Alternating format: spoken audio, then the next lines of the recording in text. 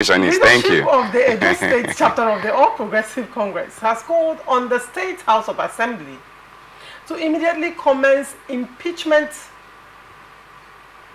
proceeding of government. To immediately commence impeachment proceedings against Governor Godwin Obaseki over his alleged threat to burn down the country. The state acting chairman of the party, Emperor Jarrett Tenebe, made the call on Monday in a statement made available to newsmen in Benin City. Tenebe said the governor, in a viral video, threatened to burn down the nation if the murderers of Inspector Ako Ono in last Thursday's attack at the Benin airport are not arrested by the police. The APC chairman also called on the state legislators to immediately condemn Obaseki's reckless and dangerous threat to burn down Nigeria. He posited that to forestall and end the governor's alleged unprecedented heinous plans, the Speaker and members of the Edo State House of Assembly should immediately start his impeachment process, which has become overdue. He said Edo people can no longer watch Governor Obaseki's incessant violent politics, which has heightened insecurity in the state. Tenebe alleged that Governor Obaseki has readily armed the Edo State Security Network and public work volunteers to kill, maim, and wound anyone who holds contrary views to his divisive administration. He noted that Obaseki's latest violent threats against Nigeria and Nigerians is a descent into madness that must be quickly tamed to avoid anarchy and a breakdown of law and order in Edo State and Nigeria. He further alleged that avoidable tragic incident of last Thursday, July 18, 2024 is a vivid example of how far state-sponsored extrajudicial killings have been going on, but are covered by the state government with deceptive reports of intercourt fights in the state. Tenebe stated that it is time to stop the governor before he allegedly carries out his threats. Honorable Land, yes. You were smiling while I was reading the story. What is your immediate reaction to this? And why do you find this story funny, by the way? First of all, I'll start with the later. The reason why I find it very funny is that Tenebe, based on his antecedent, whom I know very well, based on my avalanche of reaching out to the 704 local government, he has a similar history or political story of the caretaker committee chairman of River State, and that is the reason why, if you also watch his statement, the committee chairman of the APC in River State, you know, that's the reason why I continue to smile, you know, because this was also the same move that the caretaker committee chairman of the APC in River State also made when he said that, in quote, I want to quote him, that the APC State House of Assembly members, which you and I know who they are, that they are still looking for how to confirm their validation and the party that they belong within the apex court, should make a move on impeaching the governor of River State. Now, coming back to the subject of the day, first of all, it is very regrettable that people who took oath to defend this nation, both as military and paramilitary and all other security architectures of this state, continue to die every single day. Believe me, my heart wreck.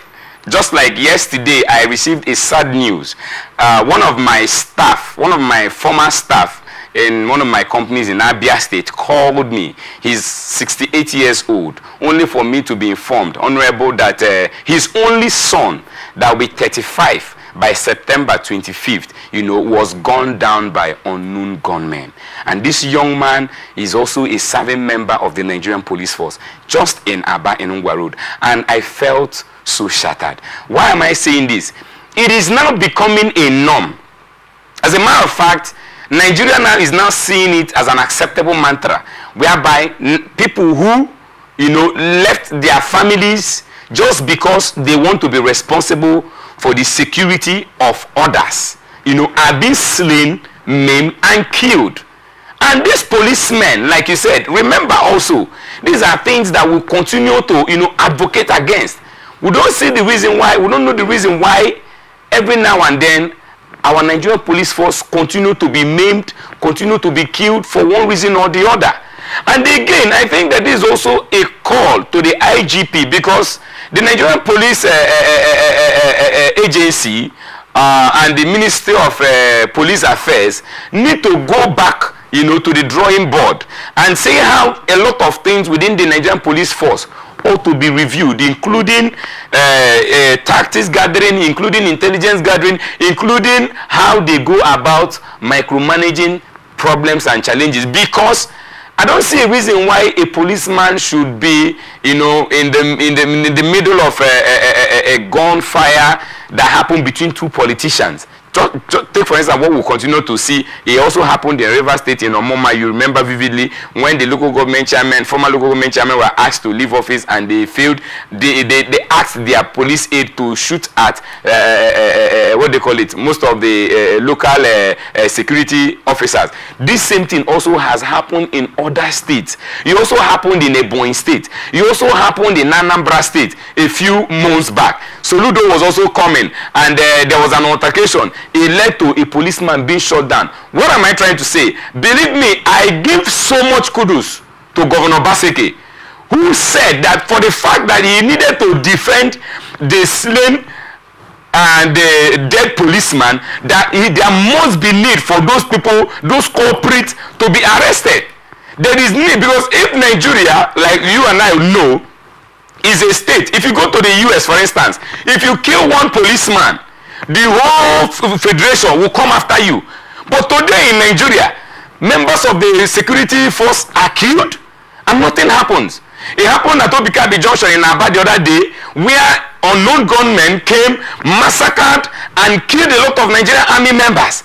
And we continue to celebrate these things. And a party come out to say that the governor, made a dangerous statement. I want to particularly at this moment say that I am not happy in totality, and I take total dissatisfaction with the statement of that chairman. For him to see the passion and dedication of the governor looking for justice for a man who took an oath to defend and secure the life and property of his fellow citizen, to be slain, and you are saying that such a governor should be impeached? For crying out loud, this is double standard. And again, sorry, is submission. Yes.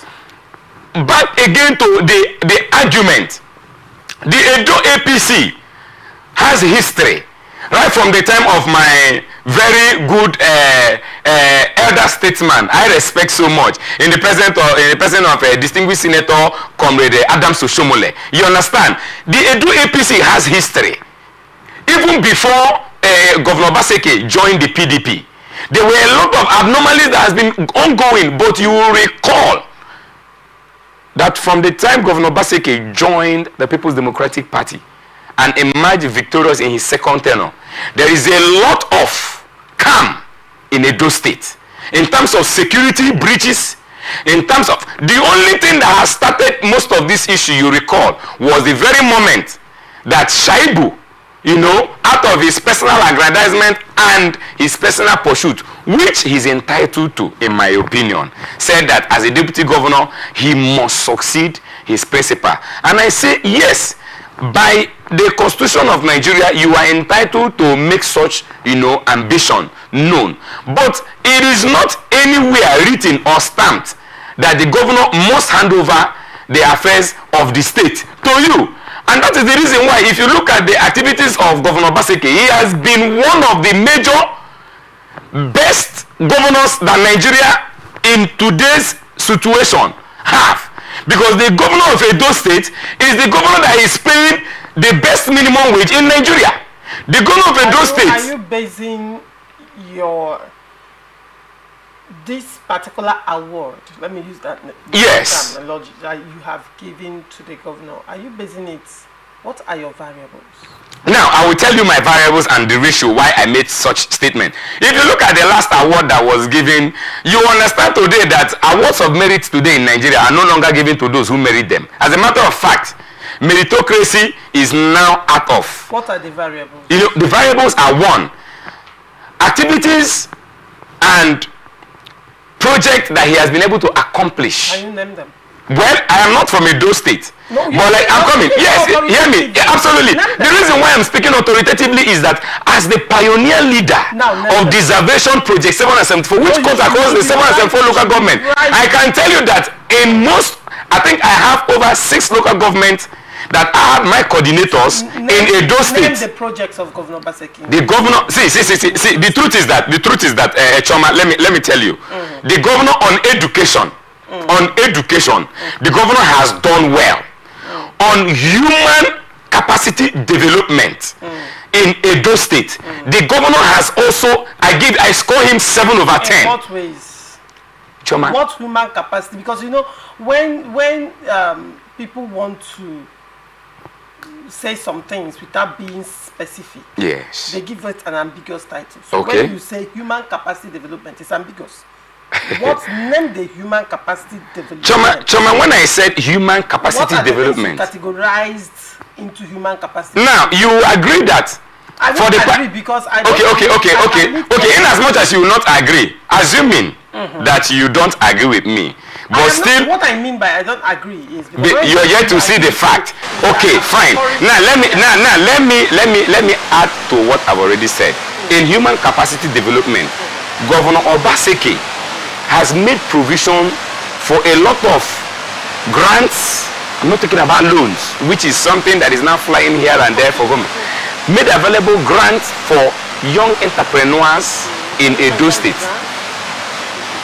Okay, I think one of the grants that the governor of Obaseki approved a $5 million dollar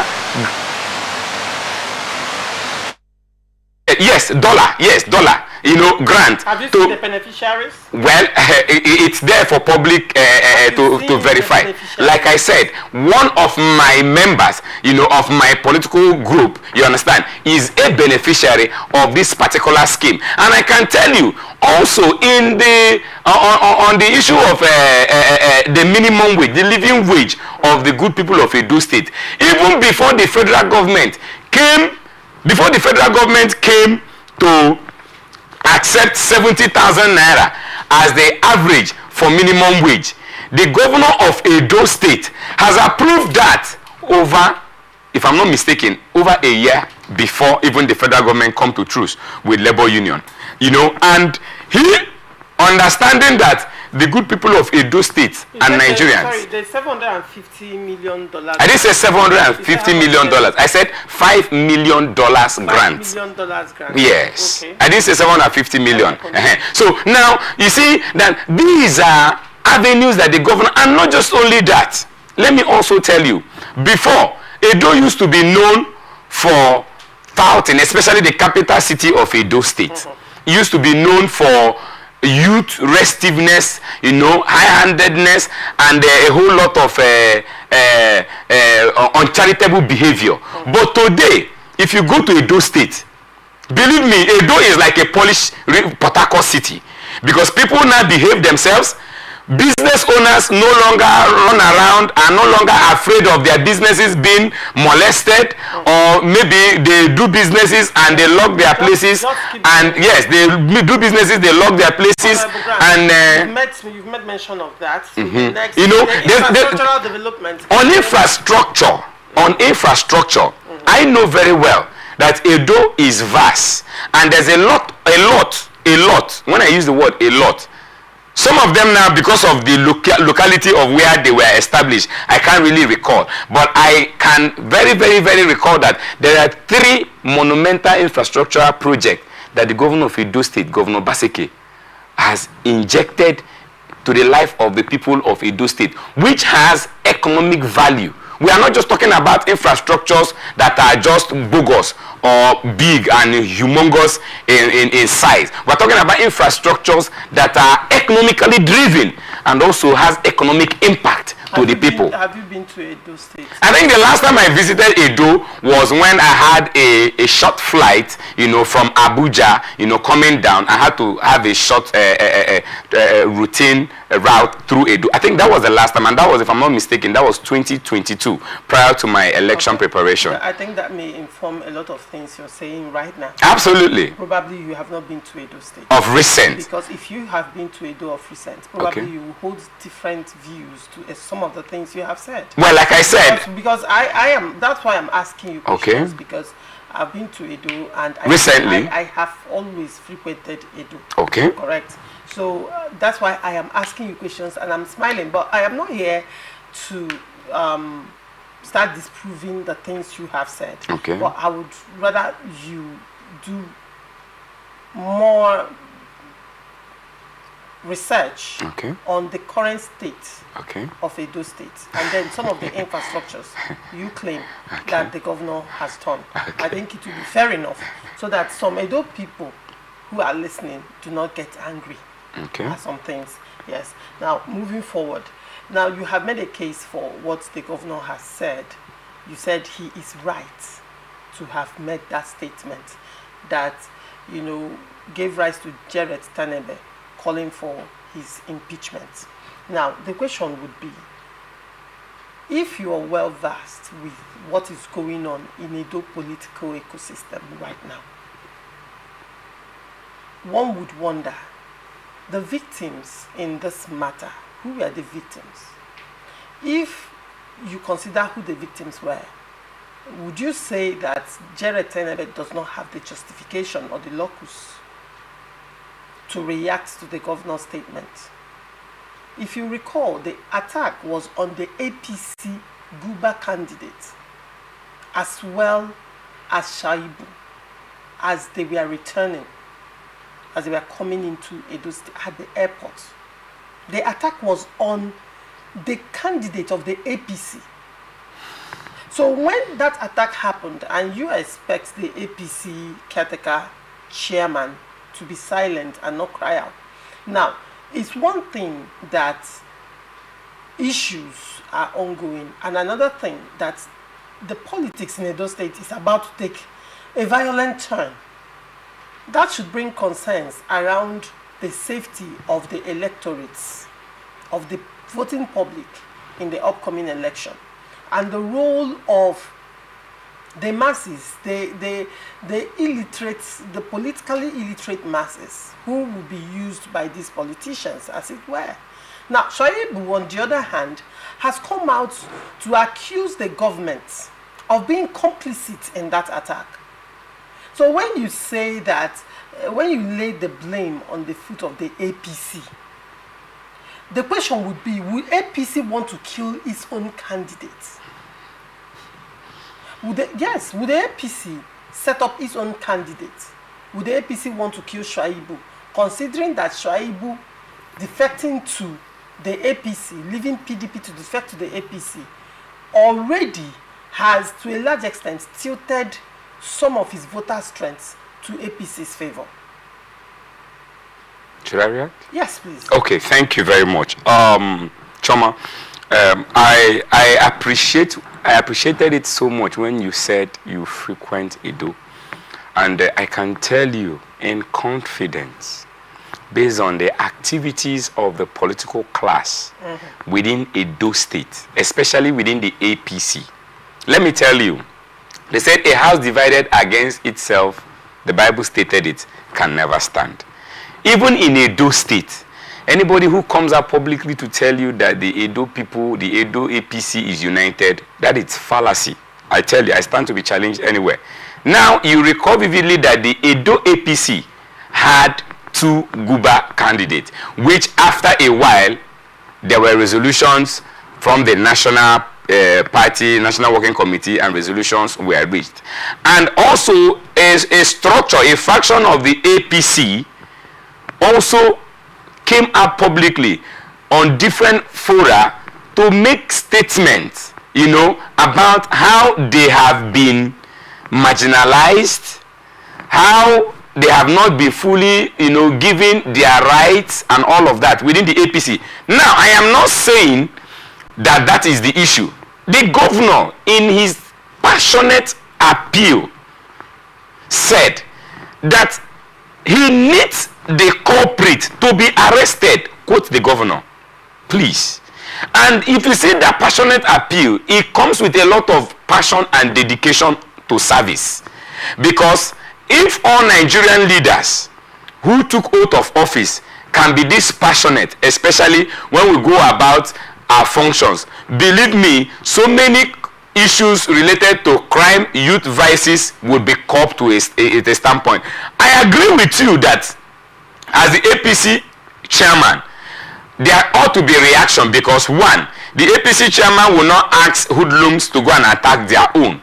But this is a political season whereby a lot, can happen. We don't know who are the brains behind that particular attack. Even the Shaibu himself, who accused the governor. Remember, Shaibu went to court, got victory, to be reinstated as the deputy governor. And we are yet to, even the governor have come up publicly to say that until certain things are done, so that he cannot be able to obey because the governor has never for one day, to the best of my knowledge, disobeyed the rule of law or the court rulings or whatsoever. So in summary, what I'm saying is that the APC should put their house in order, and the APC have on different fora continued to make strong statements. You recall vividly that the Senate president in Cross River made a statement, a very strong one, that they are going to take over Edo State by force, whether they like it or not. And the APC coordinator, governor coordinator, which is O2, also said that within the South, that he is the only APC governor that he is going to make sure, that, and you see what continue to happen with litigations and the rest of them. What we are saying is that, like you said, who are the people who are suffering? It is the good people of Edo State who suffer marginalization and poor representation. So there is need for peace to be restored in Edo, and there is need for the electorate to be allowed to take a decision on who becomes their next governor, to consolidate in tandem with the good projects and visible things that the governor of Edo State has done for the people of Edo State. Thank you. Honorable Land. We'll go on a short break. When we come back, we'll continue. Do not go away. Start in the temple of God. Give us access to our money we put in the bank. POS operator. She said 3,000 is 1,000 to collect 3,000 naira. Where are we heading to? I've always said there are two sets of people on earth: the oppressors and the oppressed. And in between are the cowards and the hypocrites. Which are you? No matter how tough the challenge, how high the obstacles, we always overcome. What Nigerians need now is not about the tongue thing. Who can come and salvage us from where we are?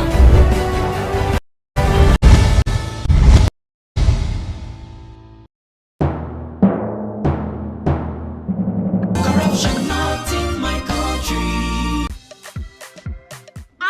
Driver, why you just dey jack us up and down like this now? I hope nobody carry belle. Why you ask go? Because this road wey they see so, e no guarantee safe delivery.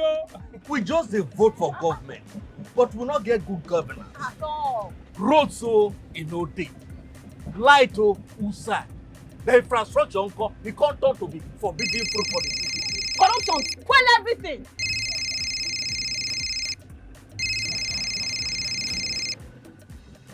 Hello?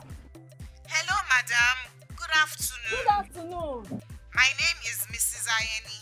I am calling from the Ministry of Humanitarian Affairs. Okay. Okay, I've been expecting your call. Madam, remove this your phone from loudspeaker. No vex. Now my phone be like that. Hello? Are you there? I hear, I'm hearing you. Yes. We saw a copy of your invoice for computers, printers, and laptops. Yes. Are you working on them now? Ma, the prices you quoted are way too high now. Madam, sorry, please don't cost. We found the laptop you said is 1.8 million naira for 600,000 naira. Hello? Now my body network there. I can't hear you. Network is bad. Madam, we can hear you. Continue. Hello, I can't hear you. We call you back. That behavior not good now. Madam, now this kind behavior they kill our country. You suppose do things differently, make Nigeria for better. Corruption not in my country. This message is brought to you by the Akinfade Foundation, the MacArthur Foundation, and with broadcast support from Atlantic Television Network. Corruption not in my country. I don't get a lot. Boy, they won't booga me small. They say, man, give them bribe. I say, nothing. Okay, now, we'll go block later. You remember that contract where we do that time now? They don't pay. But first, you see the house rent with the old since. we go first call caretaker, take the money, slap am. Beg, see, you know, say I get annual levy why they pay for club. Where me and boys they shark beer in our house, I supposed to pay that one. You remember say me and tell you I go buy you motor. I go buy na. Okay, then pay you money now. Why we don't they beg caretaker? Why would they beg landlord, old man, and they agree give us time? Money can't come now. You won't divert time. You said na corruption. Corruption, not in my house and not in my country. Sure? Sure. Corruption not in my country. This message is brought to you by the Akinfade Foundation, the MacArthur Foundation, and with broadcast support from Atlantic Television Network.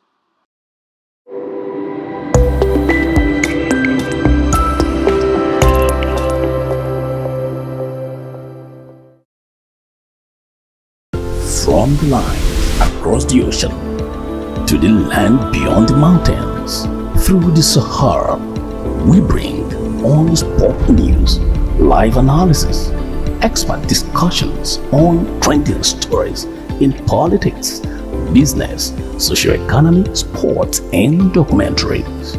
So catch all the updates on the happenings around the globe. Stay focused on the fact today. Only on ATN.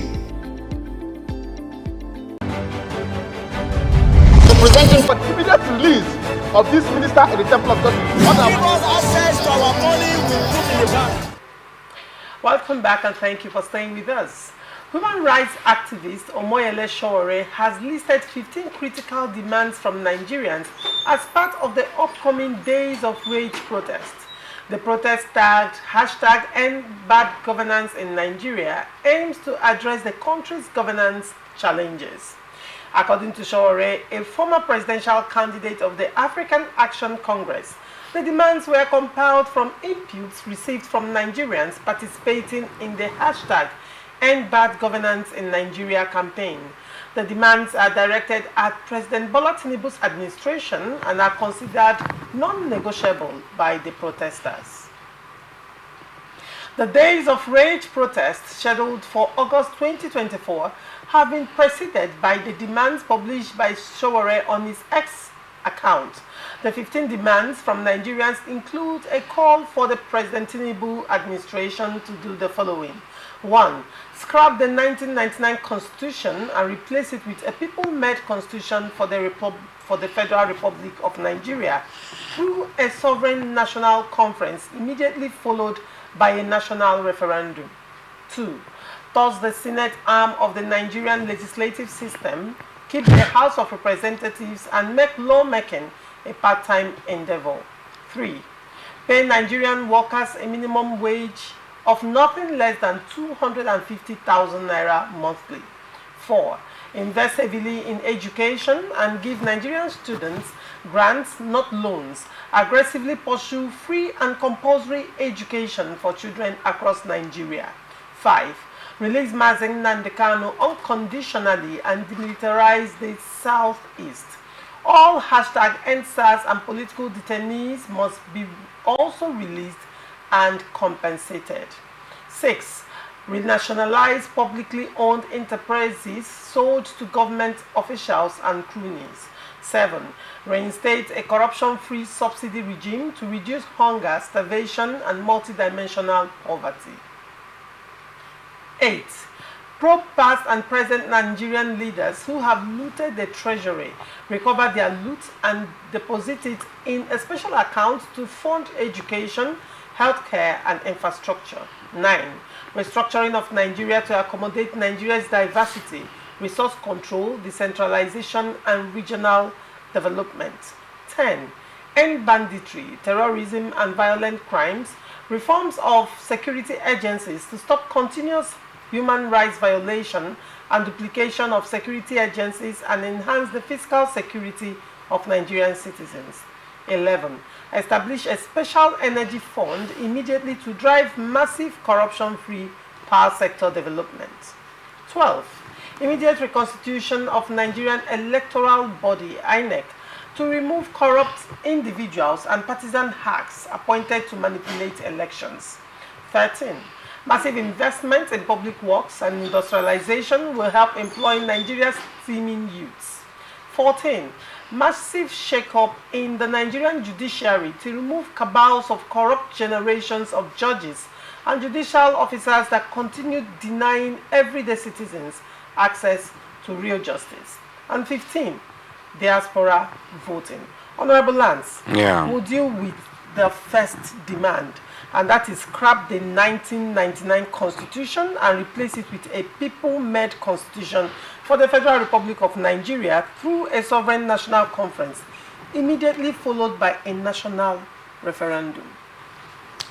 Choma, thank you very much. On this particular issue, they said, whoever's house is on fire, don't go hunting. And today, the economic bottleneck and challenges that Nigerians are facing, as a matter of fact, has made it very clear that Nigeria is boiling. Just like one of my respected elder statesmen, distinguished Senator Ali Ndume, said, that people are angry. Nigerians are angry. For those who don't know what is happening on social media, I follow up on most of these things. Sometimes when I just peruse through my X handle, believe me, I am very, very scared of what may become of this state if this particular protests go on. But now, narrowing it down to the request they made, the first demand, which is calling for scrapping the 1999 Constitution as amended. The truth is that the 1999 Constitution as amended was a constitution established for Nigerians by the former military leadership of this country. And you will understand that that particular constitution, in as much as that is the constitution I hold at high esteem, because the constitution of a community or a society, is what gives them right to certain privileges and others.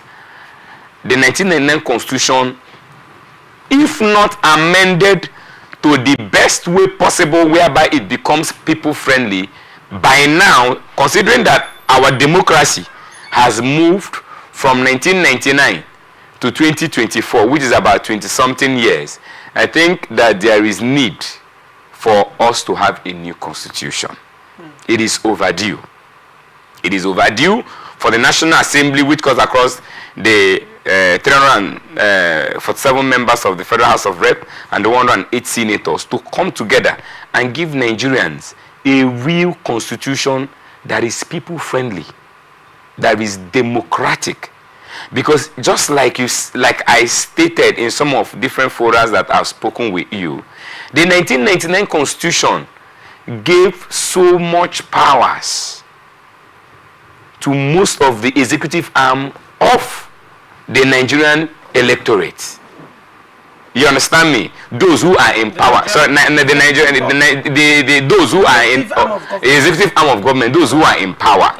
Forgive me for that particular error. So, and there is need for us to look at the things that they are doing, the powers that they have, and see how to cushion them. Because if you also remember, our late president of blessed memory, President Omar Musa Yar'Adua, made effort that even though he didn't want to remove the Constitution, he wanted to cut down some of the privileges that are enshrined in the 1999 Constitution, both for the executive arm and for other arms of the government, especially within the immunity clause. Because you will agree with me today, Choma, that if not for the immunity clause on the governors and the presidents, so many of these our former head of states and presidents ought to be questioned after they leave office, even while they are in office. Take for instance, when President Goodluck Ebele Jonathan was in office, we questioned a lot of abnormalities that happened within the Ministry of Petroleum. We questioned a lot of abnormalities that happened within the Ministry of Education. But in the time of President Muhammadu Buhari, there were a lot of abnormalities within the Ministry of Humanitarian Affairs, which were never questioned. There were a lot of misappropriation that happened in different ministries that were not questioned. So I think that, Mr. President, as a true Democrat, who you have always been, if you're hearing me, which I know you will, there is need for the 1999 Constitution, if not amended to the best interest of the people, for us to have a new Constitution that is pro-people. Are you proposing an amendment of the Constitution, or are you proposing that the Constitution be scrapped and a new Constitution, like they are demanding, a people-made Constitution, come up? Well, which one are you proposing? Well, amendment of the Constitution or scrapping the Constitution and? As a parliamentarian who have also studied the Constitution very well, if you look at what Section 1 of the Constitution said based on introduction, it said, as I, sitting here in your studio, as a member of the Nigerian public, under one God, indissoluble, with that word, I cannot alter anything contrary to the Constitution, but I can only appeal that because when you say scrapping the Constitution, you cannot just scrap the Constitution because of the rigidity of the 1999 Constitution, the powers therein. You can't scrap it, but it could be altered to a level. It could be amended to, give people the fair hearing. But if it can also be altered the same way to a level, it can also, when there is a referendum, it can also, be removed, and a new Constitution can be introduced to Nigerian people. Right. Now, to a large extent, you feel this can, to a large extent, quell some of the crisis. We are having the constitutional crisis as well.